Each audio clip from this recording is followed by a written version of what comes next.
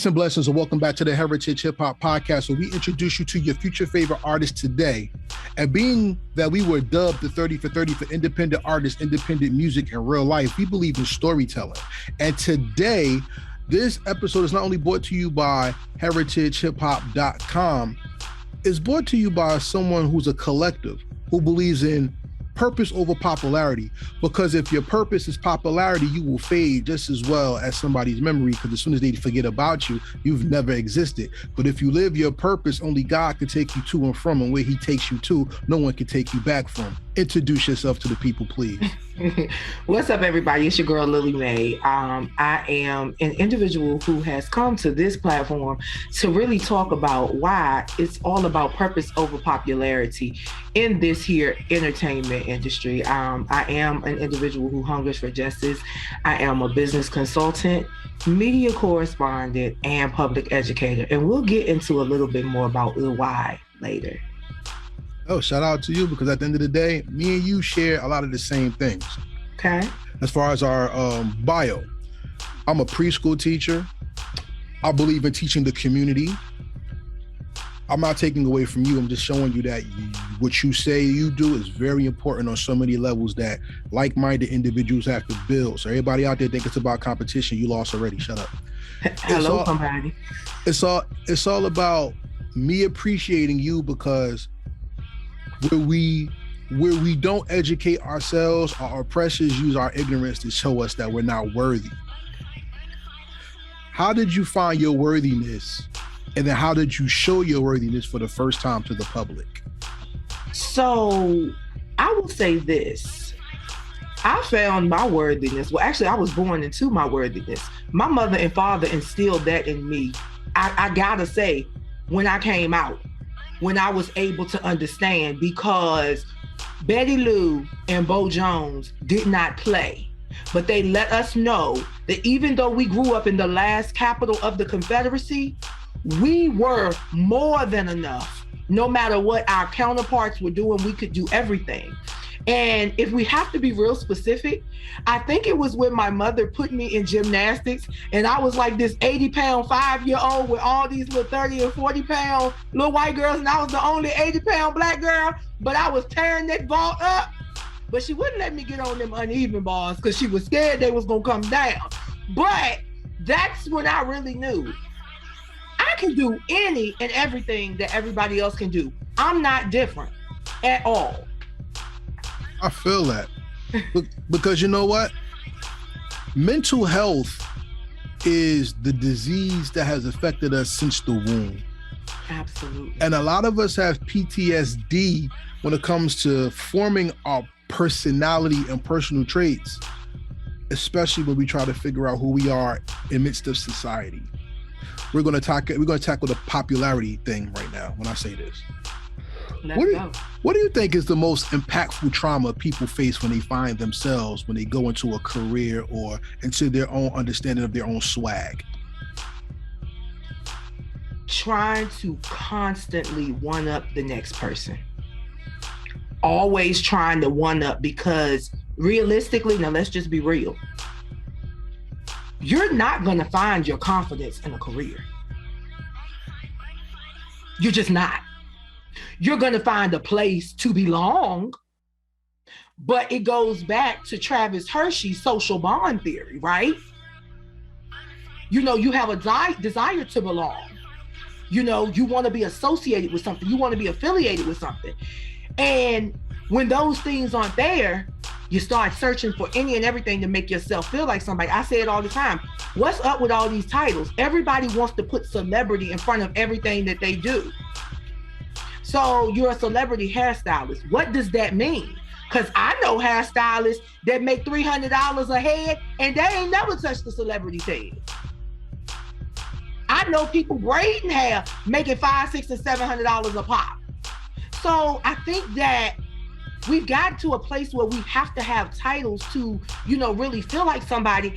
And even for the people that say, well, that's society, everything is a title. I understand that. But my name is Lillie Mae, and that's my title. Public educator, behavioral health practitioner, media correspondent. Those are not titles. Those are things that I do. Lillie Mae is who I am.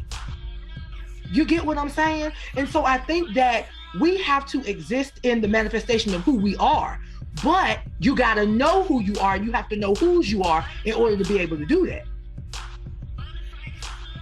You know what I like about you? Already, you don't hide your voice. And in America, women of color they are the title indeed owners of this country, whether you people like it or not. And they were told to quiet their voice.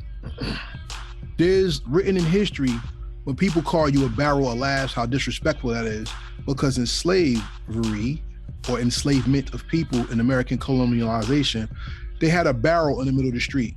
And if a black person, so-called African American, smiled, they would get lynched. So they went to the barrel to hide their face and to laugh.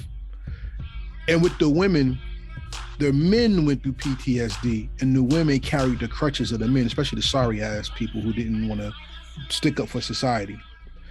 And the woman had to hide her voice for so long. What I like about you is you're talking with strength, you're talking with God-given desire, not only purpose, but your work. What is the difference between having a job and having a work, in your opinion? So in my opinion, a job is something that you do to make money. But when you have a work, it is something you are passionate about. It is something that you do even when you are sleeping. You eat, sleep, breathe, and dream about it. Works speak for you.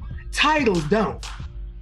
So you can take your works to the grave with you, and those works are still going to be here on earth.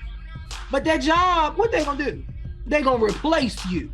But when you have works, when you have a gift, and see, there's a difference between a gift and a talent. See, you got to cultivate a talent, baby. But when you have a gift, it's there, and can't nobody take it away from you.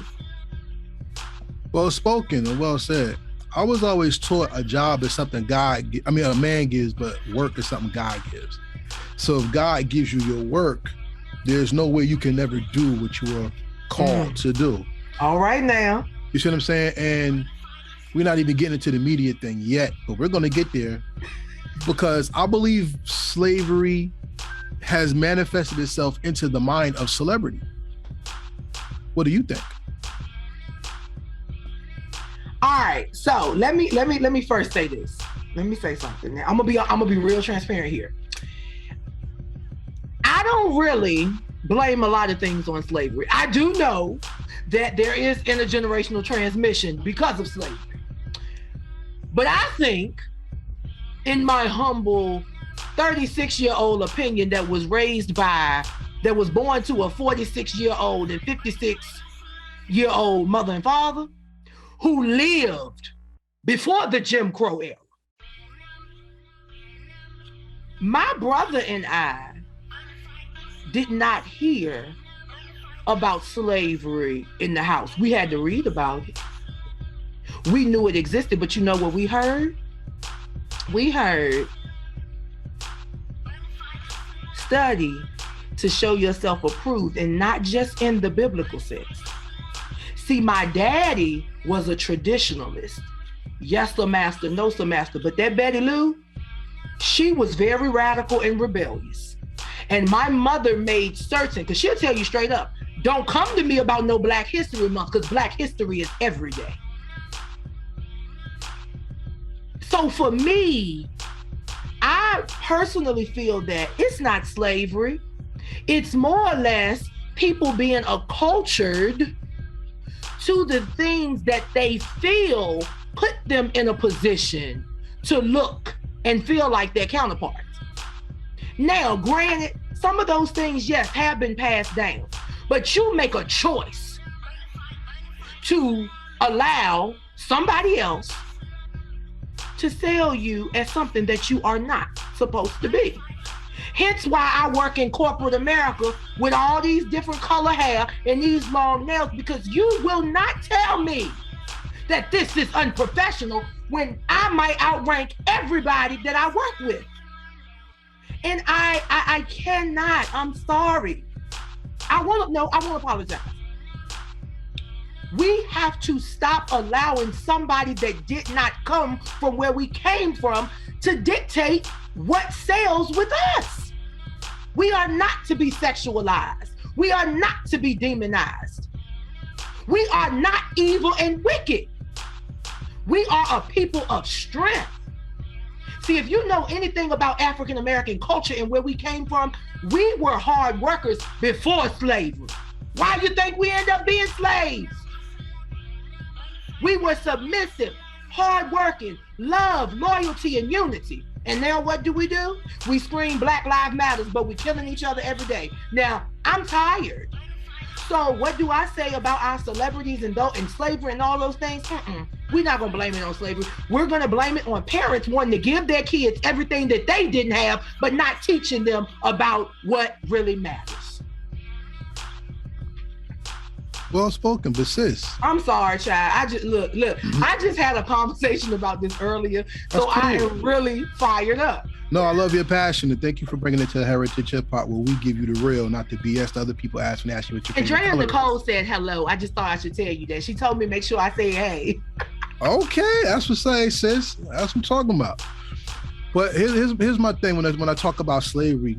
In the midst of what you said, because I believe we're saying the same thing, and slavery was the catch word. To be a slave means you put yourself under a person's ideal or the conceptualized vision of something that you think exists. That's the choice you said, right? But if you think about modern colonial slavery, you had to be the top slave to appeal to the massa, to have some type of power to appeal to somebody under you. That comes with a Grammy. That comes with a pose and some lips on Instagram.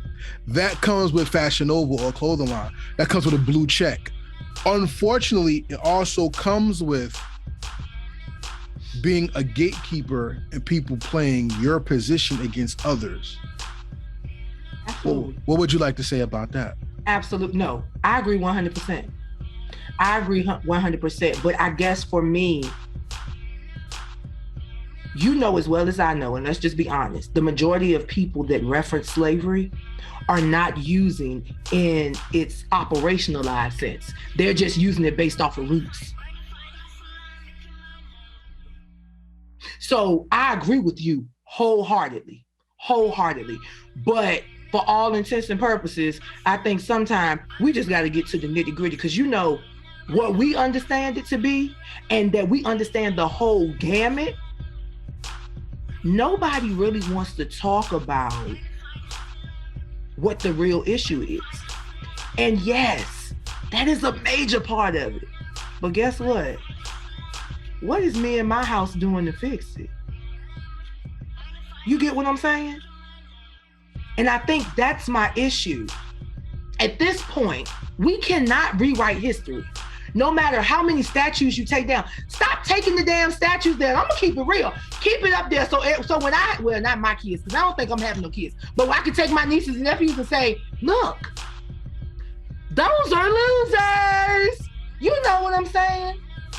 Like, I guess we worry about the wrong things. Keep them statues up and take that money and build housing for these homeless people. Everybody doing charity work for pictures, but ain't nobody really trying to get to the root cause of the issue. And those of us that want to get to the root cause of the issue, we're unpopular because it makes those of you that want photo ops look bad. Or, sis, let's think about it this way, because I like what you said. We're still talking about popularity. Popularity is the collective decision of the masses under the master to appeal to their mental state. Feel me? That hurt. Say it one more time for the cheering in the front row. Because you know them, they in the front row. For the people who missed it, it's the masses or the people appealing to their master for the popularity. But see, there's a mental component that we even found in business and entrepreneurship, that most people already are entrepreneurs, but they give their power away because they lack one thing: freedom. And they're fighting for liberty. Why do you think people fight for liberty rather than fight for their freedom? You know, in my opinion, and you know, I have to say that a lot because I be really on it, like for real. So in my opinion, I think that we live in a time where people enjoy being in bondage because there's safety in being in bondage. And think about what I'm saying. Let's, like you said, business and entrepreneurship. Let's think about when you have a job. I have a 9-to-5. I just happen to love it because I have flexibility, right? But there's a safety component there. Great benefits.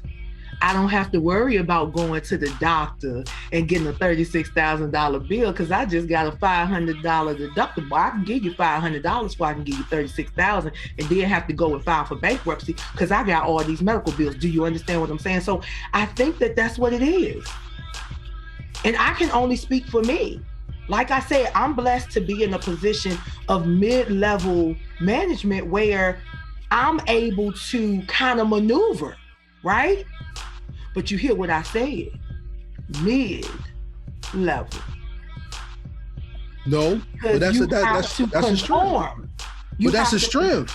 Sis, that's a strength. Whoa. And it is, but in the field in which I'm in, even though I'm in behavioral health, I'm on the corporate side, right? So when you begin to climb the ladder, you got to tone your voice down a little bit, right? You follow me? In corporate America. Because corporate America, while it does look is a lot different than it did before, you still have a situation where even though more women are in power, a lot of the women in power don't look like me. And if they look like me, they don't speak like me. They're afraid to. That's deep. I think that even goes to the point of liberty and freedom. For everybody out there who doesn't understand, liberty is living under somebody's rules, but freedom is living free under your own choices. And if y'all are Bible-fearing people, Israel wanted a king, and God was their king. So they chose liberty over the freedom of the Most High. And look where we are today. The Bible also says, don't vote a person ahead of your nation that don't look like you. But we got presidents that we waiting for to pass laws to help us and not helping ourselves. Imagine. You see what I'm saying? But coming back to what you said, though, about toning the voice and finding your position, a woman in American society hasn't been marketable, talking business, marketable until 13 years ago, which is a shame to Western civilization. And the woman's voice is a pivotal part of God's plan when it comes to life, society, economics, and purpose. You speaking some good ish right now, baby. Come on now. Come on. What I want to ask you is this. Why do you think people had to put the woman back, but still want to hold her from her righteous title that she's supposed to have in society? Before you answer, remember this. It was once said, behind every good man is a good woman. That's not what our people always believe. It said beside a good man was his woman. Because only in American society was the woman supposed to stand behind her man. But it was in Eastern philosophy that the woman stood next to her man. Because while her man took charge to protect her with a straightforward vision, she protected the family and the community by making sure the man went the right way when he attacked. So why do you think we are where we are today?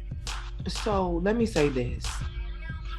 It's, you know, and I'm so grateful that you allow your guests and you even, you know, speak about the word and you know, let us the freedom to do so. So, you know, one of the things that I've always struggled with growing up in a traditional Baptist church was that you always heard this thing about women. Women shouldn't be on the pulpit and women da-da-da-da-da. But, you know, in the word, women did tasks just as important as those of men. They managed the households.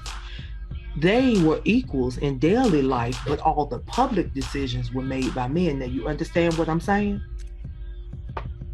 So to hear you say, women were really truly marketable in the past 13 years, now that I'm thinking about it, that's very accurate. Because about 10 years ago, at 25, 26 years old, I was tasked with operating a governmental entity and managing $5 million in the last capital of the Confederacy, which is unheard of.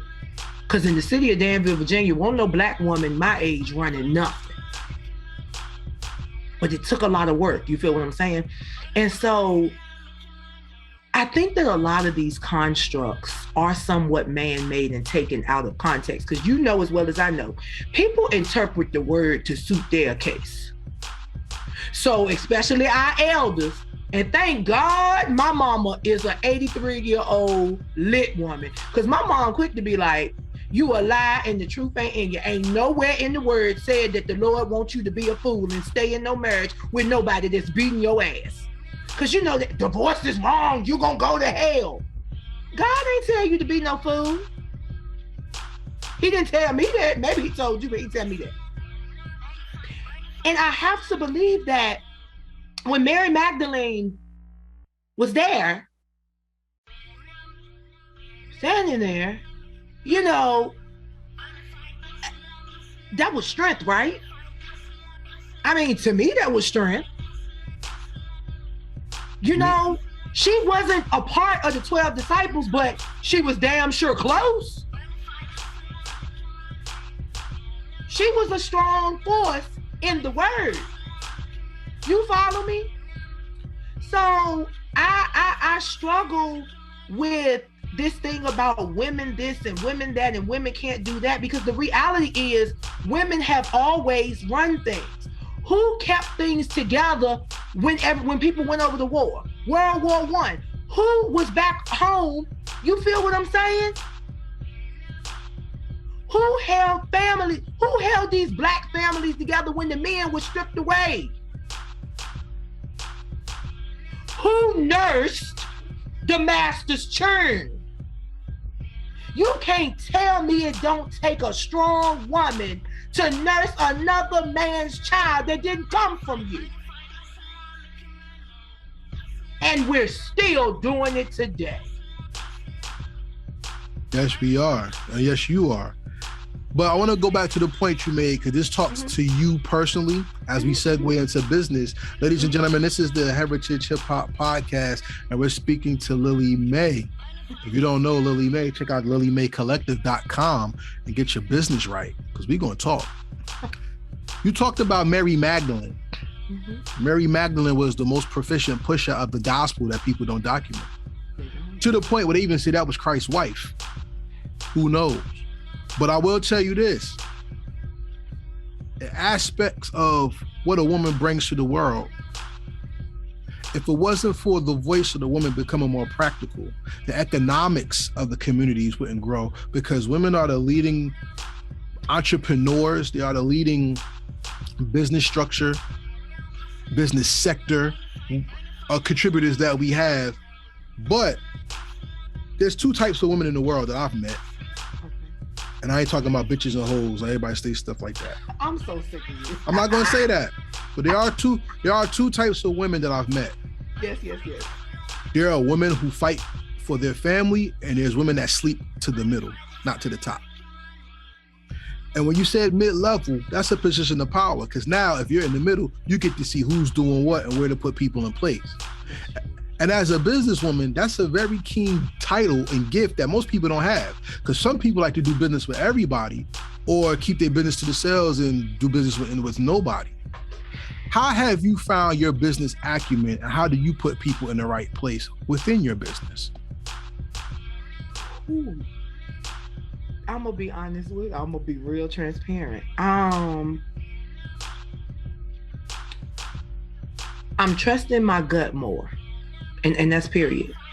There was a time when my gut would tell me not to do it, and I did it anyway. Or don't attach yourself with this person. Don't work with this person.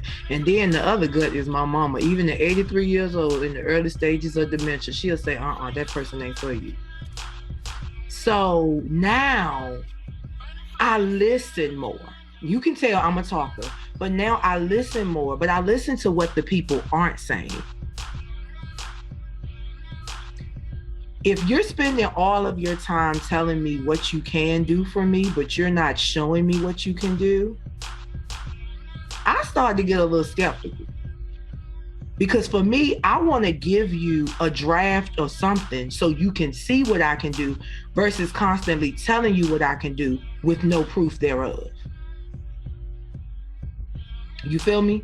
So that's kind of how I work. And realistically, I know they always say, you have to be careful of friends and family and business, but I'm going to be honest with you. Some of my affiliates are friends of mine, but I think it's because now that I've gotten older, my friends' values, our value systems align. When you're younger, your friends, it's generally something that you have in common that's probably tangible. Like, fingernails and hair. When I was younger, we all like, oh, you got micro braids, girl, me too. Yeah, we're going to do da-da-da-da. Or you got a fast car, you got a sports car. Oh, we about to hang out. It used to be like that, car clubs and things like that. But now I'm trying to see if your values align with mine.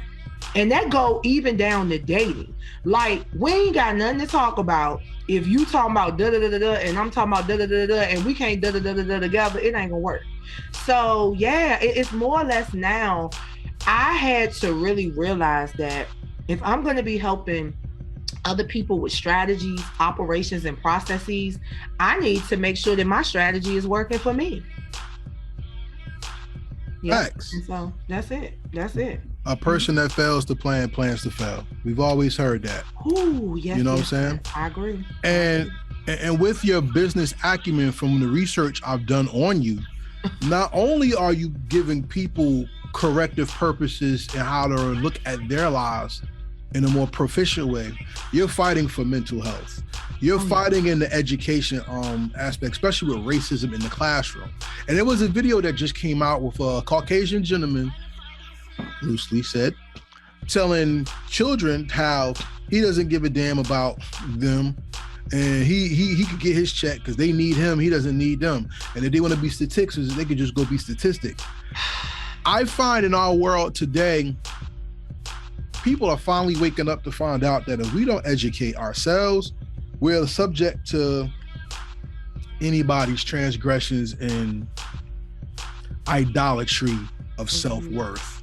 Agreed. Tell me about some of the battles you fought when it came to mental health in the community or racism in the classroom, or more so, acceptance of who we are in a life that distances itself from us because of the skin color and the swag God gave us. Well, I'm still battling it. Like I said, I work in corporate America. I look like this. I'm very loud and I'm very militant. And I see the looks when I speak up. But I also see the relief. So I see relief on my peers' faces, but I see the looks of surprise and amazement that I speak up about things that I see that are wrong to my superiors. Now, I can take you back to 5th grade. I was the only Black girl in the 5th grade component of the academically gifted program at E.A. Gibson Middle School in Danville, Virginia. That was the first time I really understood that I was different. Like I told you, Mom and Dad pretty much told us we were no different than anybody else. But Black History Month rolled around, y'all, and I will never forget it. When I tell you, I will never forget it. And I remember that teacher saying, oh, you don't need to do a Black History project. You gonna do yours on Native American history. So, me being naive, I'm like, okay, cool. So I went home and told my mother. Honey, she rolled back in that chair. She said, say what? I was like, Mommy, I'm gonna do a project on Geronimo. Okay. She was like, she gave me a blood pressure cuff. And she gave me some, like my grandma used to say, some sass. Some salve. And she said, if she wants you to do a project on Native American culture, you go tell her that you the medicine woman. Honey, I thought I would die. And I did it because my mama told me to. I got to school and she was like, do you think this is funny? I said, well, my mother told me to, and she said you could call her. My mother called at school, and this is the good thing about having older parents. My mother worked in the school system when the principal of that school was a child. And he did not look like us. So my mother came up to that school and she said, Eddie, I need to talk to you. And now mind, this was 5th grade. It's been 26 years since I was in 5th grade, and I remember my mama in them 2 fingers. Now here go my daddy. Now, Betty, now simmer down a little bit. Now, hold your horses, because we're gonna do this thing right. Bo, you shut up. Because I'm going to tell them something. Long story short, she talked to him. And I remember my dad saying, sir, my daughter does not want to come to school. My daughter has never not wanted to go to school. And do you know, it was at that point that I realized I was suffering from anxiety as a 10-year-old. Now, I didn't know then, but now I know that that's what it was. I had anxiety about going to school because I was the only big black girl in this 2-class situation, because they even had us on a separate hall from all the other kids. Now, the academically gifted program was on the south side of town in one of the most black schools in town. But now I know why they put us over there, because our grades. That would make the school look good. Guess what? Do you know I never went back to that school after my 5th grade year? And I barely ever wanted to take advanced placement classes because I associated advanced studies with that bullshit. It wasn't until I got to college and met some dope people and found out that everybody wasn't like that I really started to hone back in. That's PTSD for your ass. Jesus Thank Christ. you. But people don't understand that. People don't know. That's realistically, so you can get PTSD from anything.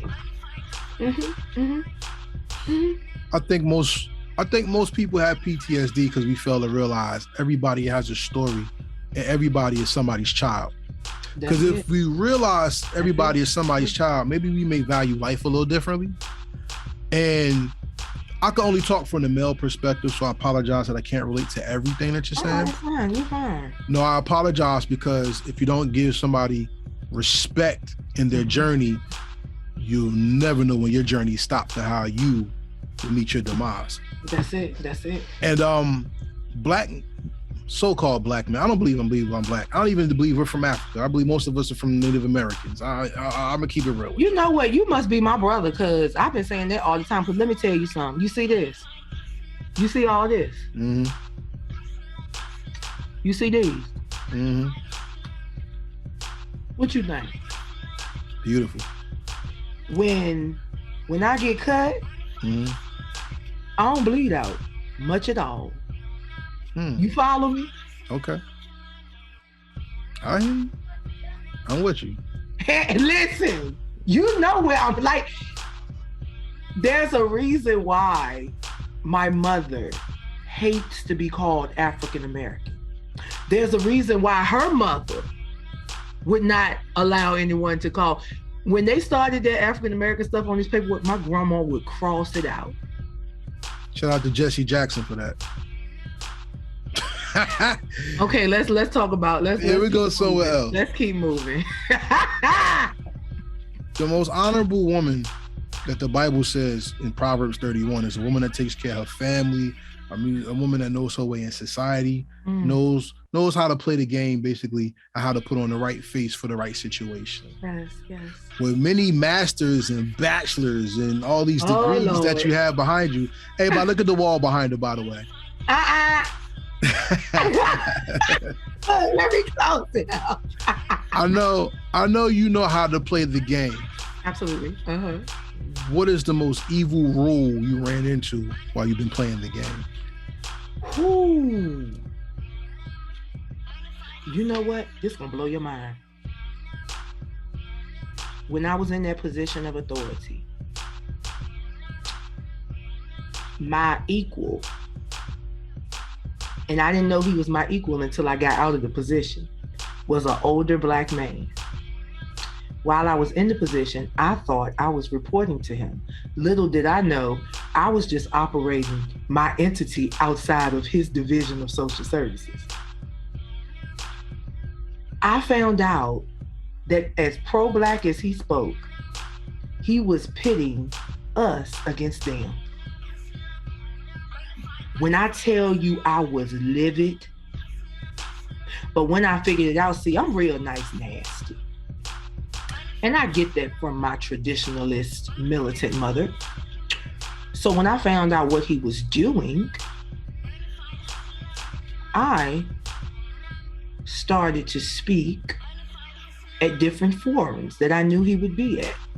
And I started to talk about how we walk around in our three-piece suits, but we won't go into the projects and host our meetings. We want to host them at safe havens. And I started to talk about the makeup of the division in which I work and things of that nature. Because see, one thing about me, I'm gonna get you. Rest in peace to my Uncle Mike. He just passed like 2 weeks ago. But now I know the blood that run through his body run through mine, because he was gonna get you one way or the other. And you know I'm the same way. See, he would put his hands on you, though. I ain't gonna put my hands on you. I got too old for that. But it's more than 3 ways, not one. It's more than 3 ways to skin a cat. And so I decided that the way you trying to put the counterparts, do all that, I'm gonna use the media. So for those of you that think that I just started this media journey in the past few years, it started when I was 7 years old and Delegate Danny Marshall ran for delegate in the city of Danville, Virginia. And I wrote a letter to the editor at 7 years old about why I didn't think that he was fit to be a delegate to represent my community when he didn't like people that look like me. So don't ever think that this just started, because I've been here for some 29 years. I love how she put that. Ladies and gentlemen, this is Karev of heritagehiphop.com talking to Lillie Mae of the Lillie Mae Collective.com. And being that she talked about media and business, why don't we segue into her business, since we showed you her personality and how that translates into her business. You have a lot of titles, but you have a lot of purpose as well. Absolutely. Tell me about your business and how you brought your personality into your business to make it successful. Ooh. So, all right, I got to make this short because it's really there. First generation college student. Yeah, I know I was born to older parents. They didn't know anything about the college admissions process, financial aid, or anything like that. So basically, I was in my dorm room and I was like, shoot, I haven't seen an academic advisor yet, and I planned my whole college career.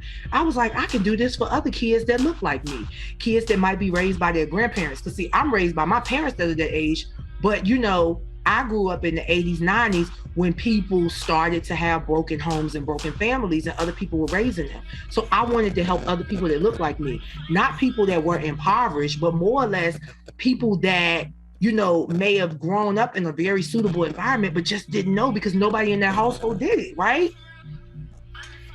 Then go to grad school, go to law school, and it's like I'm getting all these skills. Now I'm working in the correctional system. I'm developing programs for the governor's reentry initiative. Hold up, I'm about to put these skills in my pocket and add to my consulting firm and start reviewing contracts for people and start auditing, grant writing, and writing programs, right? And it just grew. So every time I achieved something, I added it to my business portfolio. So now if I apply for another position, guess what I do? I give them my business, marketing, and entertainment resume on top of my professional career resume.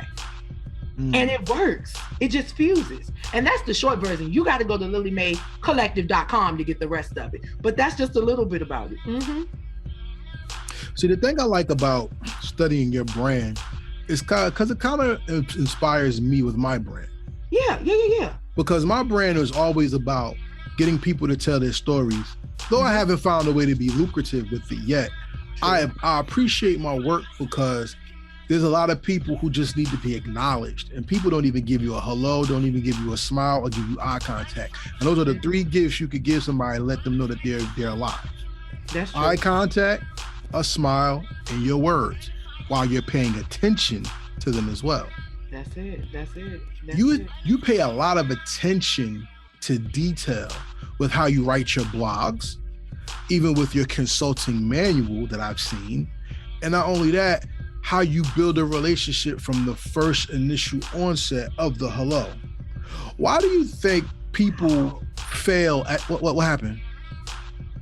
Just that you picked those things up, I'm just like, dang, you really did some homework. You sure you ain't got no camera up in here? I'm watching you, believe me. Oh, you better stop. But my question is this: why do you think so many people look for business like this but fail at the relationship part of being joined to a business? Well, for one, people don't like structure. Everybody uses this word micromanage, but if you want to do anything well, you have to have somebody to lead you and guide you. Hell, doesn't the president have advisors? Even Jesus had 12 disciples. Come on now. So I think that we got to stop using words that we think we understand. See, we know the definition of words. We don't know the operationalization of words. And I say that all the time. Webster can tell you any damn thing, but you got to operationalize it and make it work. You got to apply it. Stop using words you don't know how to apply. You know what? That's deep. Because life is ran by a series of 5s. You ever heard that? So from 0 to 5, you're brand new into the world. Okay. From 5 to 10, the world opens up. I got you now. Yep. 10 to 15, your teenage years, you start to realize the world around you. 15 to 20, you realize that you are a part of the world. 20 to 25, the world is yours. And now you find your personality and swag. 25 to 30, you're looking for where you fit in for the bigger picture. 30 to the rest of your life, you're really, you found either your purpose or you're looking into your work to end your course throughout life by reaffirming and reestablishing yourself all the time by making your work more genius or proficient. Absolutely. Business is the same way, because for the first 5 years, you're new. Some businesses fail within the first year or 5 years because a lot of people are still finding their way. They haven't understood where they are. Yeah. Then from 5 to 10, I've been here.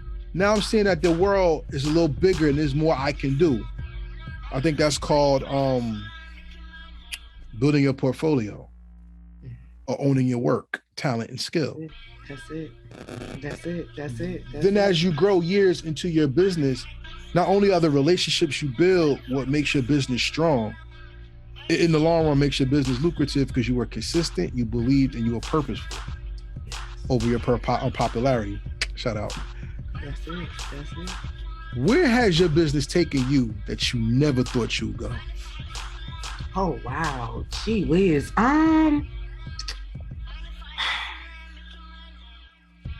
You know what? This one, yeah. Sitting down having a conversation with Omarosa about how similar we are, how both of us had homemaker mothers and truck driving daddies, how she was the outspoken one in her elementary school classroom and was running the class just like me. Yep. And that's a highlight because meeting her and being able to break bread with her in an informal setting, I learned so much. Because see, TV will have you thinking one thing, but when you sit down with the person and get to know them to the core, it's amazing. So I would say that. I would say that's probably the highlight. So what is the highlight of working with you with your business? The highlight of working with me will receiving a family, not just a business, a family. Because with me comes access, to Sky 4 Records, an independent record label that solely focuses on education and development. Photographers, videographers, if that's what you need. But the biggest thing is confidence. Confidence in knowing that you always have somebody that you can lean on and depend on that's not going to leave you unless you do some crazy SHIT, because I don't play that foolishness. But you have lifelong access to me. So no matter who else you go off and work with, if you ever have a problem, I'm going to always try to help. I love that. Ladies and gentlemen, thank you for joining us on the Heritage Hip Hop Podcast. Like I said, we gave you a full buffet, and you got to pick and choose what you have. Tonight, we've had social justice, we've had mental health, we had parenting, we had relationships, we had slavery and history talk, Black history talk, and not only that, we've had business talk. But before we leave this podcast, there's a couple questions I want to ask you that I really need to point out reading your website. Okay. And looking into certain things that you have said. Okay. The first thing is this.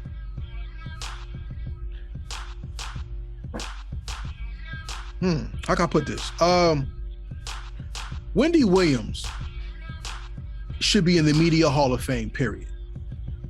Because I personally don't like her style of gossip, but she took communication to the next level. Indeed. And I'm glad she lost her show. And I'm gonna tell you why. Because I would love for her to go into podcasting. Yes. Because I think she would kill the podcasting game. Because Wendy Williams is a legend. No matter how you feel about her, she's a legend. I love her. And people who communicate and do for the community follow in her footsteps and take media to the next level. Indeed. How are you using media today to ensure the people that you're more than and not just a? You feel what I'm saying? Absolutely. Really being true to who I am and speaking my piece, but speaking it to multiple demographics of individuals. Because I might scold my people, but in scolding my people, other people are understanding, oh shit, like she really don't play. Like she like this with everybody. Okay. So tell me about ID 104 Radio. Oh, wow. So ID 104 Radio grew out of Sky 4 Records. We wanted to create a platform where individuals could come and host their shows or learn to host the podcast free of charge and something that was community friendly. And so we're still cultivating and developing how we can actually, put it out there. We want it to be more like an AM station. And you know the difference between FM and AM, and I'm gonna leave it like that. All right. But see, now I gotta talk to your mastery within your business. If you've mastered studying behavioral health, you'll know how to deal with business and the cycles that want to have a purpose, that don't have a plan. How does behavioral health or knowledge of knowing people help you in the business world as well, with media and people who want to be entertainers, is what I'm saying? Well, it allows, honestly, I spend more time supporting socio-emotional wellness. So really talking to them about separating the personality from the person. Now me, I'm real open and transparent with everything. So I don't really have to separate the two because I want you to know this is Lillie Mae. But people that I know can't do it, I spend a lot of time really trying to coach them on, okay, listen, now I know this is your presentation for Instagram, but at some point, you're gonna have to come take that mask off and just let the world know, I can breathe today. This is who I am. You get what I'm saying? You don't necessarily have to do that on Instagram, but do it on your TikTok, do it on your Snapchat. Somewhere you need an outlet because there's somebody out there that's watching you and their behavioral health is contingent upon what they see from you. And people don't understand that. So I'm constantly kind of telling them, listen, you can do both. You can do both and you confuse them. But you have to be careful and you have to be safe with yourself. Well spoken. This is what I found. I found that catering to people hurts them, but you have to cater to a point due to people's understanding experience. Let me ask you this. You my oracle right now. You're the wise one. Check this out. How do you nurture a millennial versus nurturing someone who's an older generation? Ooh, you know what? I'm gonna be honest with you. I kind of do the same thing, but the difference is working with millennials, it's almost like you have to manipulate them to believe that you're agreeing with them and that they're coming up with the concept on their own. With older people, you really have to show them something, honey. They need to see the proof in the pudding. Mm-hmm. You know, with our peer group, it's more like, I do a lot motivational interviewing. Period. Motivational interviewing. I do a lot of guided questions, but I also do a lot of open-ended questions. Because see, with older people, you just need to get yes or no answers from them. With younger people, you got to leave it open to make them think. So yeah, motivational interviewing more for millennials, but with older people, it's real direct and straight to the point. Because you know, they ain't got time to BS around. We like to BS around. So with that being said, popularity is how well you're known. Purpose is how well you're known for what you do. Mm-hmm. Why do you focus on the purpose and then give people their popularity through your purpose as well? So the reality is, my name is Lillie Mae, right? And because of whose I am, I'ma always be known in somebody's book. See, everybody want to be known on the ground, but I want to be on the scroll. And because I want to be on the scroll, man really can't do too much for me. And the more I manifest that, the better off I feel, the better I sleep at night. So you might want your name to be told, but I want my name on that scroll. And that's just what it is. With that being said, let's document you, cement you, not only in media history with Heritage Hip Hop, but for the world of your digital footprint. Tell everybody your name and where they can find you. Hey guys, it's Lillie Mae. You can find me everywhere as Lillie Mae The Collective, but my website is lilliemaecollective.com. Peace and love to all, and remember, you are the great you are. And with that being said, we're not at the end of this interview. It's time for the rapid fire questions. Are you ready to play this game with me? I think I'm ready. Woo! Ladies and gentlemen, the rapid fire questions are not yes, no questions. These are questions that talk about your field, your purpose, and not only that, your relatability to the hip hop culture. Okay. Just to give you a forewarning, I don't believe hip hop is music. Hip hop comes from God, because the first lyric in hip hop music or hip hop culture ever said was "Let there be light." And if we are the light of the world, let there be light was not just the horizon, it was the creation of us as well. So here we go. Question number 1. SENOJ stands for? Sinaj. Meaning?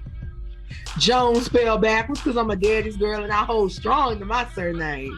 Let's go. Second question. Oh, wait a minute. You see it? Ain't no man alive that can take my dad's place. Wow. You should put that on the shirt and sell it as the nails on the shirt. That'd be dope. I'll buy that. That'd be dope. I'm with it. That'd be dope. Got it. I'll support you with that. 100%. Question number 2. Let's go musically. Okay. Because I'm gonna let you pick some of the questions, because I got a mental Rolodex going. Okay. By the way, I love how you speak. Thank you for the interview. I appreciate you. Oh, thank you. So my next question is, if there was a song someone made that could be the soundtrack to your life, what song perfectly describes you? I'm every woman. It's all in me. Which one? Whitney Houston or Shaka Khan? Oh, Shaka, baby. Because, baby, you can't listen. You know I'm old. Shaka. Okay. All right. Well, salute to Shaka Khan. You know, Auntie was cutting up at the verses. I'm saying, shout out to Shaka. I'm gonna let you pick. Okay. Music, politics, spirituality. Where you want to go? Let's hit politics. I'm cool with that. Today's society is destroyed because people are looking at the wrong thing while the game is being played around them.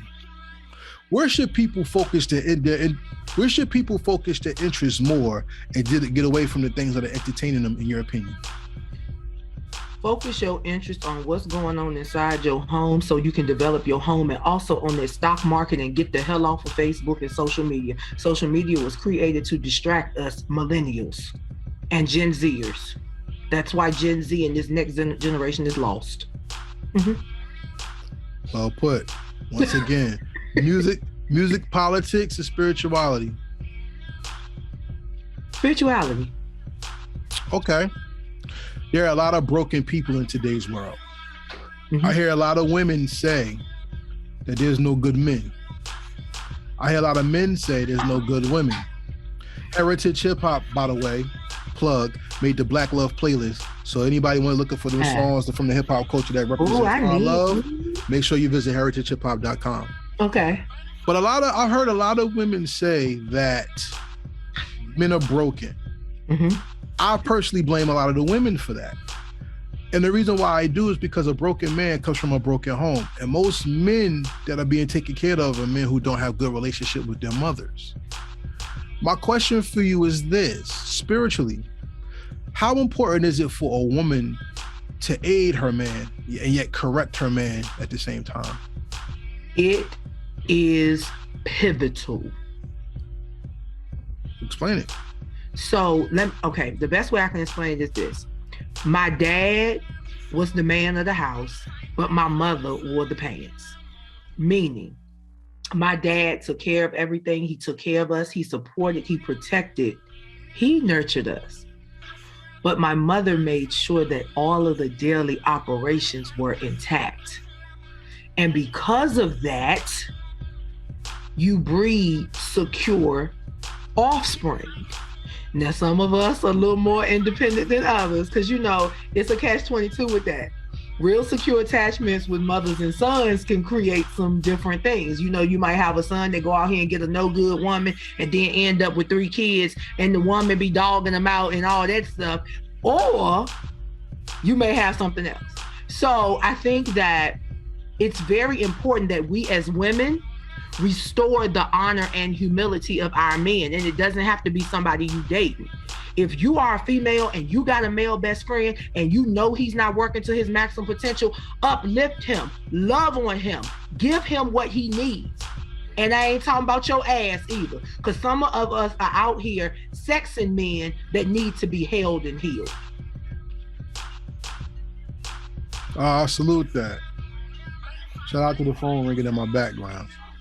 Well, I ain't here, so you all good. All right, so here's my next one. What you want to do? Music, spirituality, or politics? I like politics, Chad. All right, let's go to something politically driven, yet socially maintained. Okay. A man or woman's first teacher is their parent. A parent is always told that there's no book to parenting, which is a lie. There is. But in the shape of society, with the breaking up of the family,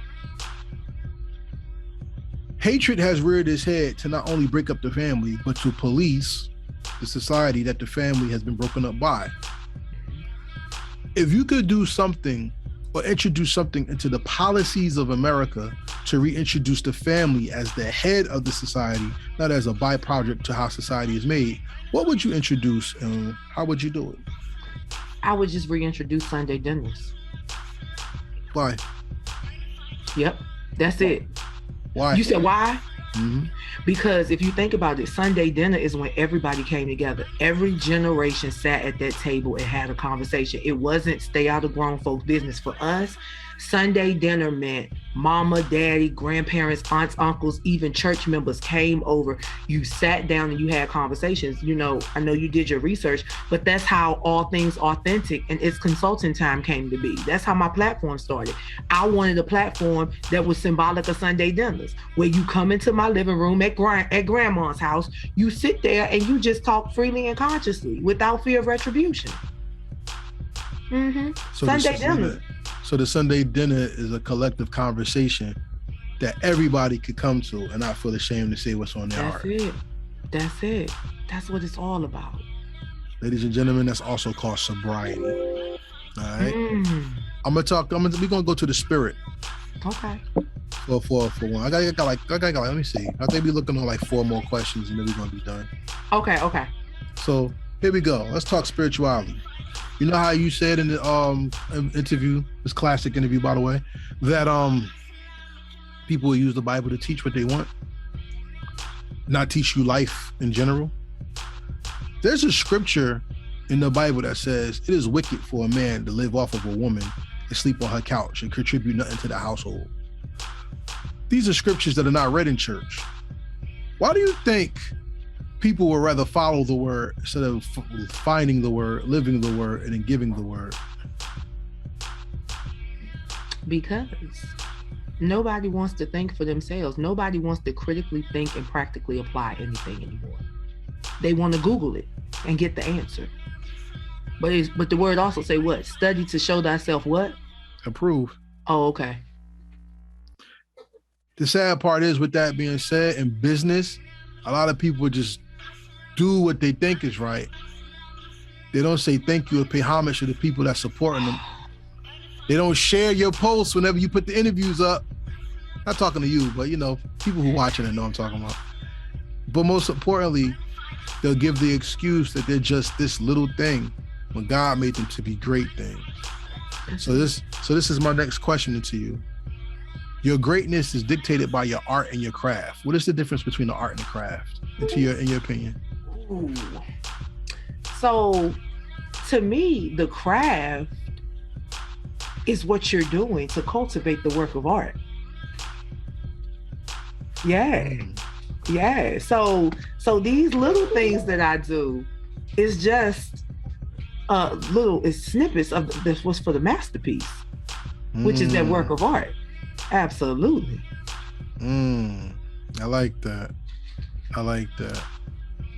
If somebody wrote a book about you or made a song about you, what would be the song's title?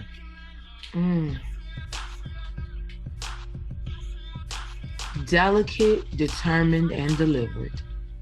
Oh, it's a gospel song. More neo soul. Oh, you going duele on me? Hey. Okay. Yep. I got you. Shout out to neo soul. A little Jill Scott juke joint vibe. Okay. Yeah. Shout out to the bass players. And I was just about to say it's gonna have a whole lot of bass in it. There it is. Y'all know. Yeah. Throwaway question. How'd you like being on Heritage Hip Hop Podcast, and would you recommend this to anybody else? Let me tell you something. I have thoroughly enjoyed you. Yeah, that's it. I thoroughly enjoyed it. It was refreshing to be in a place where you did not focus on titles and positions. You focused on what I do and not who I am. Salute. And I thank you for that. Oh, it's an honor. You said Dre and Nicole, right? She right here. Where? What up, Sid? Wow, check you out. Yeah, I was in the bathroom. I heard your voice. Oh, you can see. Oh, I heard your voice, and I was like, "Hold up!" And then I heard you say Heritage Hip Hop. I was like, "She's like, I know." I was like, "I know him. That is my boy." I was like, "Mention my name." It's a pleasure to see you again, sis, and you are very missed. How my man doing, though? He's good. You know, I never got my t-shirt back. Oh, Lord. Oh, I got new styles coming. Don't worry. I can hook y'all both up. Don't even worry about it. Good, right? Because this time you're going to have to give him his own. Because I never got in that one. I never even got a chance to wear it at all. Ladies and gentlemen, for everybody else watching, that's Dre and Nicole, one of the best singers that sings heartfelt music with a story. So if you're tired of R&B, where the song begins with a ends with an and has nothing in the middle, listen to Dre and Nicole, all right? Because that's the real right there. Sis, it's a pleasure seeing you again. You gotta do it again. I got new music coming, so you gotta do it again. The simple fact you're alive, I'm honored, and I love to talk to you again. Not a problem. I can't wait. All right? It's all right, everybody. But yeah, when family get together, we gotta celebrate. You know how that go. What is that? What, 2 or 3 are gathered? What? Oh, he is there, and that's what it is. And I can do food every night, baby. So with that being said, this is Forever the Heritage Hip Hop Podcast. So we've come to the last question of the first interview, which means I have an open door policy. If there's anything that you ever want to work on or work with, or you have more of your story you want to tell, Heritage Hip Hop is here, and all we got to do is schedule it, and I'll give you that opportunity to tell your story and speak the truth and your truth at the same time. All right? So my final question to you on this podcast episode is this. When they go to the Library of Congress, your name is going to be there. And they're going to look and see all the things you've contributed to society, your Nobel Peace Prize, your poet laureate, all this stuff that you have for people who make impacts in society. You see? And when somebody reads your story, they're going to read not only your name, not only your titles, but they're going to read the testimony of the purpose that you've given in your life. The most important question I'm going to ask you is, what is the legacy you left behind that made the world better? Not only because you existed, but because you found your purpose. Hard work, loyalty, respect for authority, and willpower. And I gave it back to those that's coming behind. So with that being said, ladies and gentlemen, remember this. If you're loyal to your hard work, that means you're loyal to commitment. And commitment is something that many people fail at in today's society, because everybody will be quick to run the foolishness, but slow to move towards that committed purpose that the Most High gave them. If your job is to speak, be well spoken. If your job is to run, be fast as the wind. But most importantly, if your job is to protect, gird yourself with spirit, heart, words, and purpose, because when you find it, then the society that you leave behind in the wake of your foundation building will stand on your shoulders and show the world that not only were you the light of the world, but you're the brick that the house of the Lord was built upon. And with that being said, this is Forever Heritage Hip Hop with the beautiful and fabulous Miss Lillie Mae. Make sure you go to the collective, LillieMaeCollective.com. And with that being said, we say peace and we out.